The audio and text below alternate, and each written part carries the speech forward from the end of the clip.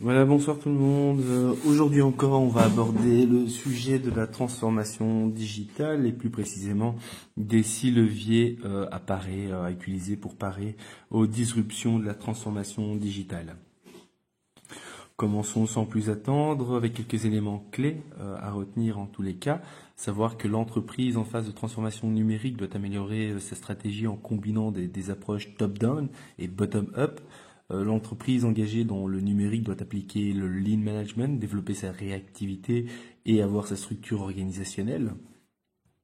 Et revoir sa structure organisationnelle, en tout cas avoir sa structure organisationnelle en concordance avec cette transformation digitale.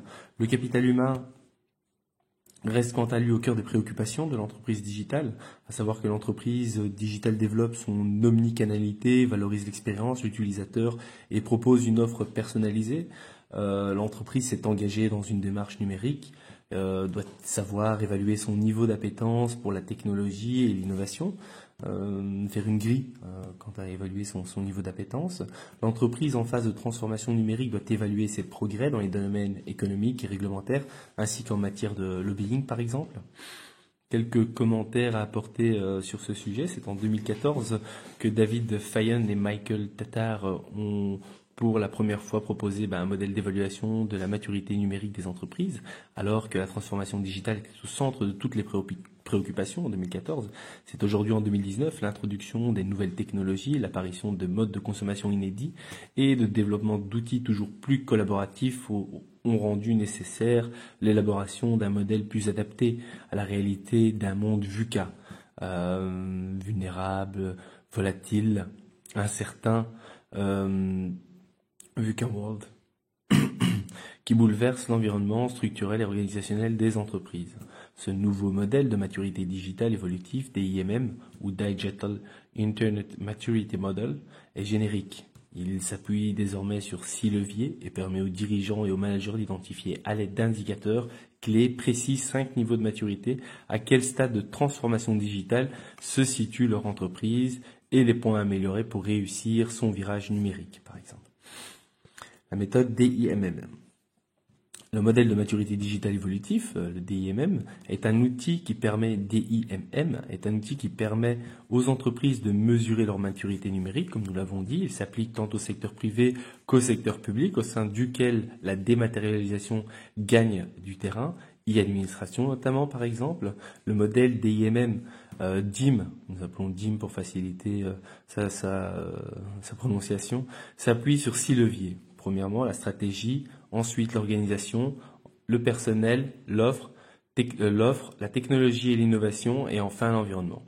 Chacun a 5 niveaux de maturité. Ces indicateurs doivent être interprétés en fonction du secteur d'activité. Ainsi, si l'indicateur est le pourcentage du chiffre d'affaires annuel alloué à la recherche et développement, son niveau de maturité sera atteint plus ou moins à longue échéance selon l'infrastructure de la production de l'entreprise et la catégorie de biens qu'elle propose. Les coefficients permettent en outre d'analyser l'impact modéré, fort, très fort des indicateurs sur la transformation digitale. Ce modèle DIM se décline comme suit.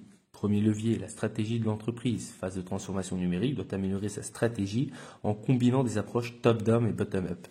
Pour devenir un véritable acteur du numérique, l'entreprise doit élaborer une stratégie différente des stratégies classiques et tenir compte des mutations souvent imprévisibles propres à l'ère du digital, telles que les technologies disruptives, les nouveaux comportements d'achat ou l'évolution du paysage réglementaire.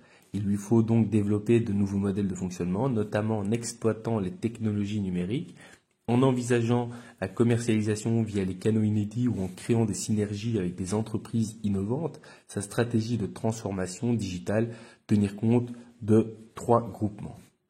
Premièrement, le plan stratégique. Le plan stratégique doit inclure le facteur numérique. Pour cela, il est nécessaire que le top management tienne compte des contributions du management intermédiaire et des remontées du terrain. Dans cette démarche, l'entreprise a tout intérêt à développer des partenariats avec d'autres ou à envisager la possibilité des rachats de start-up, par exemple, ou de Fab Lab, comme nous l'avons indiqué précédemment. Ensuite, la veille économique, la mise en place des processus assurant une veille et une intelligence économique permettra d'identifier rapidement les signaux faibles susceptibles d'influencer l'activité ou les services ou produits proposés par des concurrents. L'entreprise doit en outre veiller à gérer son e-réputation En développant une communauté garante de son image de marque et capable de réagir rapidement à toute information négative relayée sur les réseaux sociaux, par exemple. Enfin, elle doit s'attacher à rester à l'écoute des évolutions en matière d'habitude des consommateurs afin de proposer une offre adéquate de produits ou de services.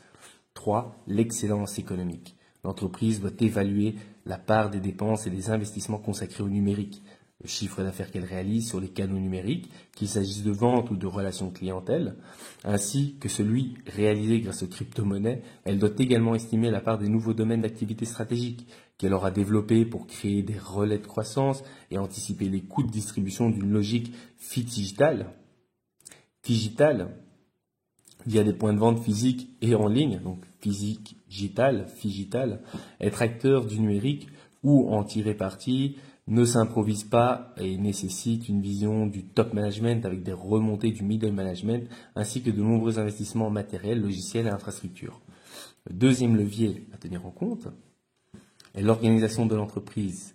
Engagée dans le numérique doit appliquer le lean management, développer sa réactivité et revoir sa structure organisationnelle.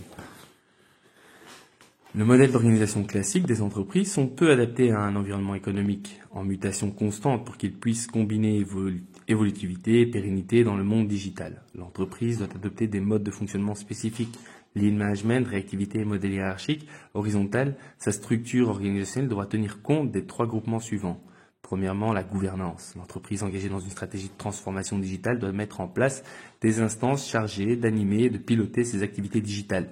Elle peut par exemple désigner un Chief Digital Officer, un CDO, dont le rôle sera de garantir la transversalité entre les équipes et de formaliser la vision de l'entreprise évoluant dans un monde numérique.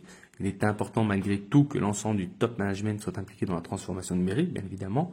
L'entreprise doit également spécifier les indicateurs lui permettant de mesurer l'impact des décisions prises par les instances numériques, la diffusion des informations pertinentes aux collaborateurs et la mise en place d'une matrice des rôles et des responsabilités. Le respect d'une charte régissant l'utilisation des outils digitaux, notamment au regard de la législation sur la confidentialité des données, doit faire l'objet de vérifications ponctuelles. Le management. L'entreprise doit mettre en place des indicateurs permettant d'évaluer le niveau de collaboration et d'agilité en son sein.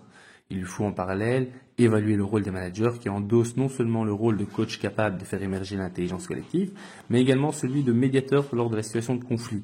L'entreprise doit veiller à ce que ces managers soient rompus aux techniques de management digital et collaboratif. Enfin, elle a la possibilité de faire appel à la sous-traitance dans des activités digitales. Les structures numériques. L'entreprise doit s'attacher à évaluer l'existence de liens avec les écosystèmes innovants et identifier si des investissements ou des partenariats ont été mis en place avec des startups. En vue de développer de nouveaux relais de croissance, des indicateurs permettront d'évaluer l'intérêt de mettre en œuvre une digital factory, une digital university ou un think tank ou un do tank par exemple. Les structures organisationnelles classiques adaptées à un monde évoluant lentement et peu personnalisées ne sont pas appropriées au monde digital. Elles créent des frictions et une rigidité empêchant l'entreprise d'évoluer au rythme rapide du monde digital. Levier 3. Le personnel, le capital humain reste au cœur des préoccupations de l'entreprise digitale. L'entreprise digitale doit encourager la maîtrise et l'utilisation des outils technologiques par le personnel. Cette démarche passe nécessairement par des formations en présentiel et en distanciel, ainsi que par la diffusion d'une culture de l'apprentissage permanent. Loin d'être passif, le collaborateur devient lui-même acteur de sa propre formation. L'entreprise digitale est également tenue d'adopter une approche collaborative afin de garantir l'efficacité opérationnelle. Si elle est avant tout orientée client, répondre aux besoins de l'ensemble de ses parties prenantes constitue une priorité. Elle met tout en œuvre pour attirer les talents et fidéliser ses collaborateurs tout en encourageant ces derniers dans le respect de sa charte à s'exprimer librement sur les réseaux sociaux. Les 3 groupements suivants permettent de caractériser le personnel d'une entreprise engagée dans une mutation numérique. Premièrement, la formation. L'entreprise doit mettre en place des indicateurs lui permettant d'évaluer ses collaborateurs et son équipe dirigeante sur les maîtrises numériques ainsi que sur le temps consacré à la formation au numérique. Il est bon d'instaurer également d'autres indicateurs dédiés à l'évaluation de l'engagement collectif, existence d'un catalogue de formation par exemple, formation à l'éthique et transmission de la culture d'entreprise, de l'intelligence collective. L'entreprise doit mettre en place des indicateurs afin d'évaluer le niveau de contribution et de confiance des collaborateurs en matière d'espace collaboratif. D'autres indicateurs peuvent permettre d'identifier leur ratio de collaborateurs pratiquant une veille quotidienne et le niveau de mixité du personnel. L'expertise. évaluer la capacité de l'entreprise à attirer et fidéliser des talents, à entretenir des relations avec les grandes écoles et les universités et à anticiper les besoins futurs en matière de compétences. Identification des nouveaux métiers par exemple, exige l'utilisation d'indicateurs précis. L'entreprise digitale s'appuie largement sur les technologies et suppose que les collaborateurs les maîtrisent. En effet, sans maîtrise par l'ensemble des collaborateurs, les technologies constituent des freins à l'exercice du métier, de tout à chacun, et la promesse d'une entreprise plus fluide devient intenable. V4. L'offre. L'entreprise digitale développe son omnicanalité, valorise l'expérience utilisateur et propose une offre personnalisée. L'entreprise, en phase de mutation digitale, doit proposer une offre sur mesure évolutive et rapidement adaptable à des consommateurs mieux informés, de moins en moins fidèles et à l'affût du too bad buzz concernant les marques. Elle doit adopter la culture du prototypage, et de l'itération garante d'une mise sur le marché plus efficace et plus rapide. Bien qu'en agissant ainsi, il lui faille disrupter son approche traditionnelle de la gestion de projet. Dans un contexte économique et en constante mutation, l'omnicanalité permettra à l'entreprise d'atteindre ses clients et de mieux gérer son image sur Internet et sur les réseaux sociaux. Les 4 groupements suivants permettent de mieux caractériser l'offre d'une entreprise engagée dans le numérique. Premièrement, l'innovation et la conception. La mise en place d'indicateurs est un moyen pour l'entreprise de mesurer sa capacité à adapter son offre face aux évolutions des comportements clients, baisse de la loyauté, usage répandu des smartphones, mobilité accrue, etc. Elle doit également évaluer sa capacité à développer des produits issus de l'open innovation et des services interopérables, le tout en assurant la conformité à la législation relative à la confidentialité des données comme le RGPD. Le commercial, les indicateurs doivent être instaurés pour évaluer la capacité de l'entreprise en matière d'omnicanalité et de e-logistique, en vue d'améliorer la gestion des stocks, sa capacité à effectuer du reporting des ventes en temps réel, son taux de transformation d'une action commerciale en vente et le délai de mise sur le marché d'un nouveau produit ou service peuvent également être déterminés à l'aide d'indicateurs. Troisièmement, le marketing. En matière de marketing, des indicateurs permettant d'évaluer la tarification et la cohérence de l'offre du point de vue de la présence sur Internet et de la stratégie de marque à l'international devront être mis en place. En outre, l'entreprise doit évaluer sa notoriété numérique et son impact sur les médias sociaux. L'expérience client. Dans le but d'améliorer l'expérience utilisateur, l'entreprise doit instaurer des indicateurs permettant d'évaluer son niveau d'omnicanalité et sa capacité à garantir la relation client via les outils numériques. Elle devra en outre être capable de mesurer les attentes des clients en matière de disponibilité au niveau de ses agences physiques. Le numérique nécessite d'avoir une offre sur mesure évolutive et rapidement adaptable pour répondre à des clients mieux informés, moins fidèles aux marques et attentifs à la réputation des marques sur Internet, en particulier sur les médias sociaux. Le V5, la technologie et l'innovation. L'entreprise engagée dans une démarche numérique doit évaluer son niveau d'appétence pour la technologie et l'innovation. Pour mener à bien sa transformation digitale, l'entreprise doit identifier les meilleures solutions techniques lui permettant d'évoluer dans un monde de plus en plus tourné vers le numérique. Il peut s'agir par exemple d'envisager l'utilisation d'applications exploitant l'intelligence artificielle, l'exploitation du big data, la technologie du blockchain ou le stockage dans le cloud. Elle doit en outre pouvoir maîtriser les techniques de référencement pour assurer sa visibilité sur Internet et s'assurer de la simplicité de son architecture technique sans pour autant en négliger les aspects sécuritaires. Les 4 groupements suivants permettent de mesurer le niveau d'appétence pour la technologie et l'innovation et la maturité numérique d'une entreprise. L'architecture, il s'agit ici d'évaluer la mise en œuvre du plan de transformation de l'infrastructure numérique. Ou en d'autres termes, le niveau de schéma directeur numérique de l'entreprise, le niveau d'évolutivité du réseau, de sécurité, des solutions et de maîtrise du cloud comme outil de gestion des données sont également mesurés.